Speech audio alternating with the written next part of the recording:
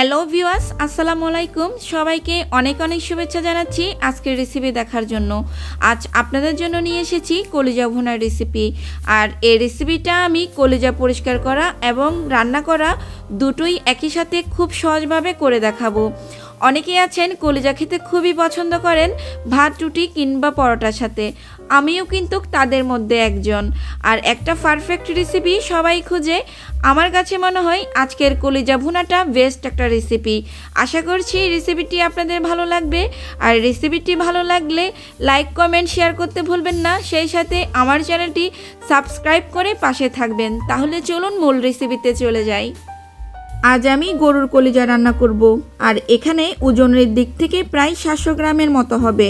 কলিজাটা একদম ফ্রেশ, দেখে নিশ্চয়ই বুঝতে পেরেছেন।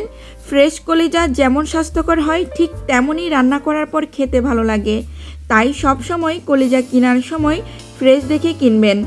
তো এখন কলিজাটা ধুয়ে খুব ভালোভাবে পরিষ্কার করে নেব। আমি এখানে একটা পাতিলে পর্যাপ্ত পরিমাণ পানি ফুটিয়ে নিয়েছি। আর এই ফুটানো পানিতে দিয়ে দিচ্ছি কলিজা। দেখুন আমি কলিজাটা একটু বড় করে কেটে নিয়েছি। কেন বড় করে কেটে নিয়েছি সেটাও দেখাবো আপনাদের। কলিজাটাকে আমরা টোটাল 5 থেকে 7 মিনিটের মতো জাল করে নিব। এর মধ্যে কলিজাতে অনেক ধরনের পরিবর্তন দেখতে পারবেন। আর আমি পরিবর্তনটা আপনাদেরকে বুঝিয়ে বলবো। আপনারা স্ক্রিনে দেখলেই বুঝতে পারবেন কলিজা রান্না করার ক্ষেত্রে কতটা সতর্ক হওয়া উচিত।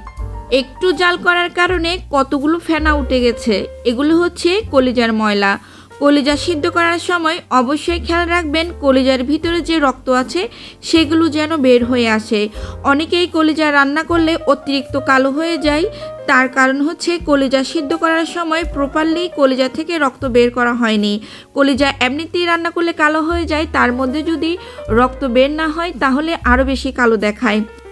আমি প্রায় 6 মিনিটের মতো কলিজাটা সিদ্ধ করে নিয়েছি। কলিজার ভিতর থেকে সব ধরনের ময়লা বের হয়ে গেছে। এখন চুলা থেকে নামিয়ে পানি দিয়ে ধুয়ে খুব ভালোভাবে পরিষ্কার করে নেব।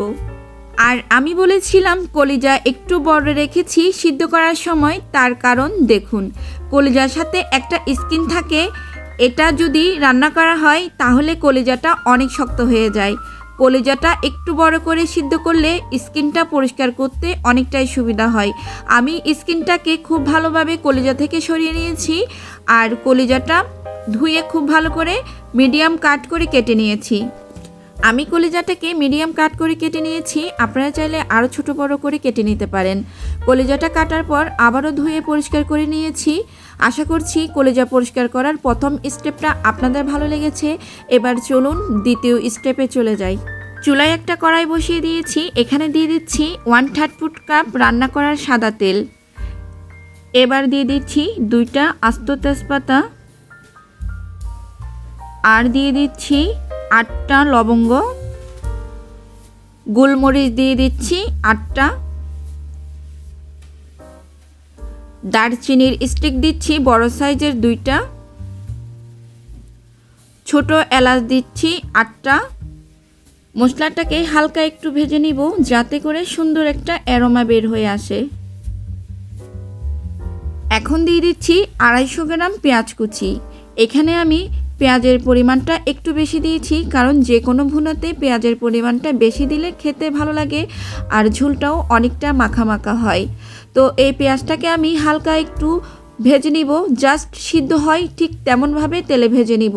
পেঁয়াজ ভাজার সময় অবশ্যই খেয়াল রাখবেন কালারটা যেন লাল বা বাদামি না হয়, কারণ গরুর কলিজা ভুনা করলে এমনিতে কালো হয়ে যায়, তার মধ্যে পেঁয়াজটা যদি লাল হয় তাহলে আরও কালো দেখাবে।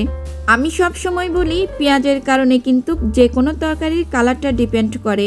অনেক তরকারি আছে পেঁয়াজের রঙটা বাদামি রং করে ভেজে নিতে হয়, আবার অনেক তরকারি আছে পেঁয়াজ জাস্ট একটু সিদ্ধ করে নিতে হয়। সেটা হচ্ছে তরকারি বুঝে পেঁয়াজটাকে ভেজে নিতে হবে। এ পর্যায়ে হচ্ছে পেঁয়াজটা ভাজা হয়ে গেছে, দেখতে পাচ্ছেন কেমন রং করে আমি ভেজেছি। তো এখানে এখন বাটা মশলা অ্যাড করে দিব। দিয়ে দিচ্ছি 1 টেবিল চামচ রসুন বাটা আর 1 টেবিল চামচ আদা বাটা। সেই সাথে দিয়ে দিচ্ছি 1 টেবিল চামচ জিরে বাটা। বাটা মশলা আপনারা আপনাদের স্বাদ অনুযায়ী কমিয়ে বাড়িয়ে দিতে পারেন। এবার মশলাটাকে তেলের মাঝে ভেজে নিব যতক্ষণ না মশলা থেকে খুব সুন্দর একটা ফ্লেভার বের হয়ে আসবে। বাটা মশলা যদি একটু তেলের মাঝে ভাজা হয় তাহলে কিন্তু খুব সুন্দর খুশবু বের হয়ে আসে। তো এগুলোকে আমি 5 মিনিটের মতো লো হিটে ভেজে নিব। বাটা মশলাটা আমি খুব ভালোভাবে ভেজে নিয়েছি। এখন এখানে গুঁড়ো মশলা অ্যাড করে দিব। গুঁড়ো মশলা দেওয়ার আগে সামান্য পানি দিয়ে দিচ্ছি, না হলে মশলাটা ড্রাই হয়ে পুড়ে যাওয়ার সম্ভাবনা থাকবে। তারপর দিয়ে দিচ্ছি 1 চা চামচ হলুদের গুঁড়া, দিয়ে দিচ্ছি 1.5 চা চামচ মরিচের গুঁড়া। যারা ঝাল একটু বেশি খান তারা চাইলে আরেকটু ঝাল বাড়িয়ে দিতে পারেন, আর কম খেলে সেক্ষেত্রে কমিয়ে দিতে পারেন, যার যার পছন্দ মতো ঝালটা দিতে পারেন। এবার দিয়ে দিচ্ছি 1/2 চা চামচ ধনিয়া গুঁড়ি। ধনিয়া গুঁড়ি দেওয়ার সময় অবশ্যই একটু খেয়াল করবেন, ধনিয়া গুঁড়ি কিন্তু তরকারি কালারটা অনেকটাই পরিবর্তন করে। এখন দিয়ে দিচ্ছি 1 চা চামচ গরুর মাংসের মশলা, স্বাদ অনুযায়ী লবণ দিয়ে দিচ্ছি। এখন মশলাটাকে খুব ভালোভাবে অনবরত নেড়েচেড়ে কষিয়ে নিতে হবে। একটু ভালোভাবে মশলাটাকে কষানোর চেষ্টা করবেন। মশলা যত ভালোভাবে কষাতে পারবেন তরকারির টেস্টটাও কিন্তু তত ভালো পাবেন। আমি এখানে একটু সামান্য পানি অ্যাড করে দিচ্ছি, এতে করে মশলাটা কষাতে খুবই সুবিধা হবে। দেখতেই পাচ্ছেন মশলাটা আমি কোন লেভেলের পানি দিয়ে কষিয়ে নিচ্ছি। ঠিক এভাবে পানি দিয়ে কষিয়ে নিতে পারেন, প্রয়োজনে আরও একটু পানি অ্যাড করতে পারেন যদি প্রয়োজন হয়।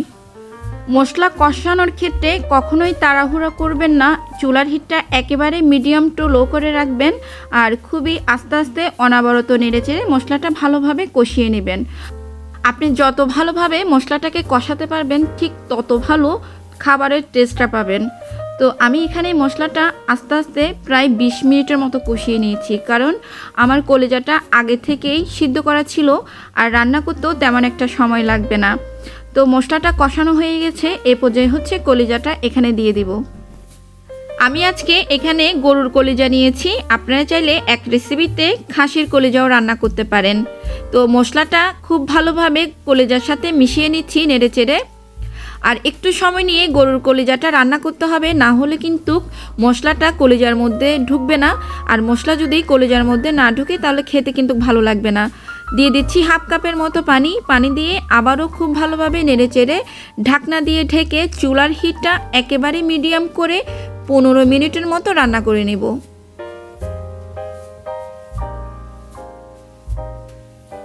15 মিনিট পর কলিজা থেকে আরও বেশ কিছুটা পানি বের হয়েছে, এগুলিকে আমি সামান্য একটু শুকিয়ে নিব। তবে আমার এই আজকের ভুনাটা একটু ঝুলঝুল থাকবে, কারণ আপনি রুটি অথবা ভাতের সাথে খেলে একটু ঝোলের প্রয়োজন হয়, একেবারে শুকনো তরকারি কিন্তু খেতে ভালো লাগে না, তাই এখানে আমি সামান্য পরিমাণ ঝোল রাখব। আমি আরও 5 মিনিট চুলার হিটটা লো করে এটাকে রান্না করে নিব। আমি সব সময় আমার ঘরের রেগুলার রান্নাটা আপনাদের সাথে শেয়ার করি। আমি মনে করি রেগুলার রান্নাটা যদি একটু ঘুরিয়ে করা যায় তাহলে স্বাদে সেরা হয়, তাই আমি রেগুলার রান্নাটা আপনাদের সাথে শেয়ার করি। যারা রেগুলার রান্নাটাকে একটু ঘুরিয়ে ফিরিয়ে করতে চান তারা কিন্তু চাইলে আমার চ্যানেলটি সাবস্ক্রাইব করে রাখতে পারেন। রান্নার শেষ পর্যায়ে দিয়ে দিচ্ছি বাজারে কিনতে পাওয়া যায় গরম মশলা। এখানে আমি রাঁধুনি গরম মশলা দিচ্ছি 1 চা চামচ। আপনি যদি চান হোমমেড মশলাটাও ব্যবহার করতে পারেন, তবে বাজারে কিনতে পাওয়া যায় এমন মশলা দিলেও চলবে। আর মশলাটা রান্নার শেষ পর্যায়ে দিলে যেমন ফ্লেভারটা ভালো লাগে তেমন কিন্তু খেতেও অনেক ভালো লাগে। মশলাটা দেওয়ার পর আমি আরও 2 মিনিটের মতো এটাকে রান্না করে নিব। আমার রান্নাটা প্রায় শেষ পর্যায়ে চলে এসেছে, আপনারা দেখেই বুঝতে পেরেছেন রান্নাটা কতটা লোভনীয় হয়েছে। অলমোস্ট আমার কলিজা ভুনা রান্না করা কমপ্লিট হয়ে গেছে। তো এই রেসিপিটি আপনাদের কেমন লেগেছে অবশ্যই কমেন্টস করে জানাবেন। আপনাদের একটা কমেন্টসের কারণে কিন্তু আমার দ্বিতীয় কন্টেন্ট তৈরি করতে অনেকটাই সুবিধা হবে। তো যারা এতক্ষণ পর্যন্ত ধৈর্য সহকারে আমার আজকের রেসিপিটি দেখেছেন তাদেরকে অনেক অনেক ধন্যবাদ জানাচ্ছি। আর আমার রেসিপির কোনো অংশ যদি আপনার কাছে ভালো লেগে থাকে অবশ্যই আমার চ্যানেলটি সাবস্ক্রাইব করে পাশে থাকবেন। আর যারা অলরেডি আমাকে সাবস্ক্রাইব করে রেখেছেন তাদেরকে অনেক অনেক ধন্যবাদ জানাচ্ছি। তাহলে আজকের মতো এখানেই বিদায় নিচ্ছি, দেখা হবে নতুন কোনো রেসিপির সাথে। সে অবধি সবাই ভালো থাকবেন, সুস্থ থাকবেন। আল্লাহ হাফেজ।